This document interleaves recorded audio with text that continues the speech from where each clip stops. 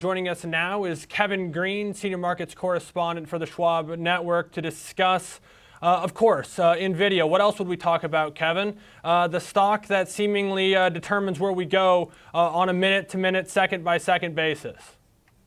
Yeah, we continue to see a lot of volatility within the name here. If you look at the options market, we're still implying around a 45% move either to the upside or downside in the next 12 months, but we continue to see some positive notes coming out from analysts. We do have Keybanc actually increasing its price target to $1,200, and that's up from $1,100. And they also keep their overweight rating on the shares. They do believe that the supply chain is showing some positive implications when it comes to the GB200 chip, which is priced between $1.5 and $2 million.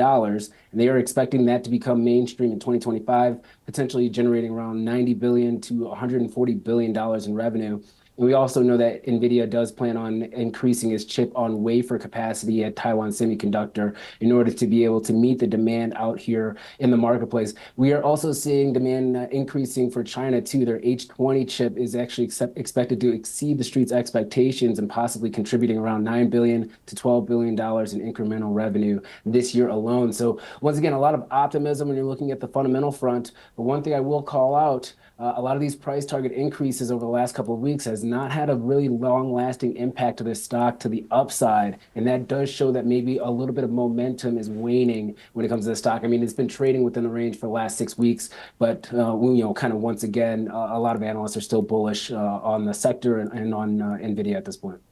Yeah, and Kevin, it's unusual to see Nvidia continuing to not even really ease off of some of today's selling. We've been down 1% pretty much all day, but I appreciated this note because I liked the directness. Like, they basically said they like Nvidia, they like Micron, they like Qualcomm, they're less favorable on like an AMD, they don't like Skyworks. So, I mean, what else stood out to you about this note? Because I just appreciate when analysts can be so really, I'd say, transparent about the winners and losers in what has become a very crowded, very speculated space. Yeah, so two names really jump out to me. The first one's going to be Qualcomm. So Qualcomm has a significant amount of exposure when it comes to smartphone, and the smartphone market has been pretty much in a recession, to say the least, for the last year and a half, almost 2 years. But now we're starting to see some green shoots. We actually had some positive commentary coming from Samsung over the last couple of days as well, and we are starting to see Keybanc looking at Qualcomm and getting some channel checks there, and maybe there is some optimism for the smartphone market. I think that's going to be a tailwind for them, and maybe also a tailwind for Apple, which we have seen some weakness when it comes to Apple because of China sales being perceived to be fairly weak at this point. And then the other one is going to be Micron. Now, this is actually a very big turnaround story, in my opinion. Micron has obviously a lot of exposure when it comes to the memory space, and we have seen that once again be bogged down over the last year and a half. But Micron's earnings announcement about 3 weeks ago, they talked about the rapidly increasing demand structure that they are seeing when it comes to their high bandwidth memory business, and that is actually causing a lot of optimism for analysts as well. Very small slice of their business, to say the least here, but really fast growing, and you kind of need it in order to train a lot of these models. So they're very optimistic about that as well. They believe that high bandwidth memory revenue outlook for 2024 should be over $1 billion. So that's once again kind of a little bit of a turnaround story for a company that does have a lot of exposure to let's say some more of the simplistic type of chips, analog chips. They do have once again the exposure to some of the advanced chips, but it's just not as large as say an Nvidia or AMD.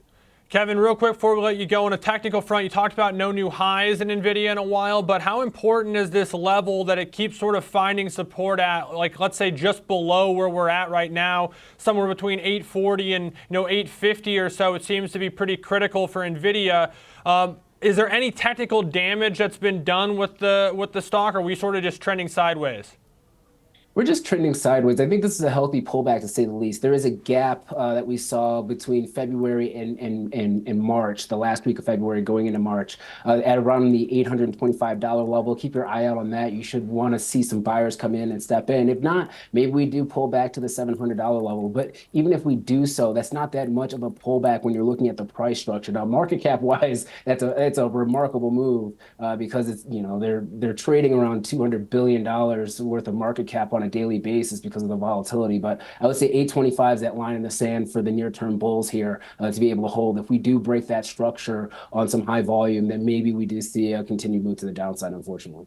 Yeah, and Kevin, I think that's a great breakdown on what has become just, I feel like this whole space, everyone wants to trade them as one, but I think it's so important to sort of differentiate and individualize each of these names. But we will leave it there. Great breakdown, as always, Kevin Green, senior markets correspondent for the network.